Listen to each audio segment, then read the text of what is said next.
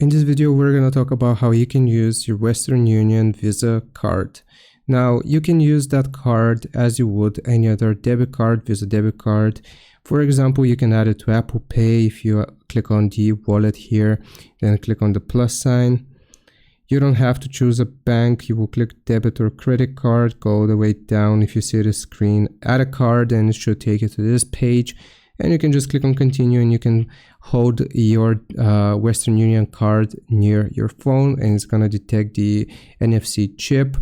Or you can also enter the card details manually here by typing the name and the card number, clicking on next in the top right, and just going through the prompts. That's one way of using your Western Union card.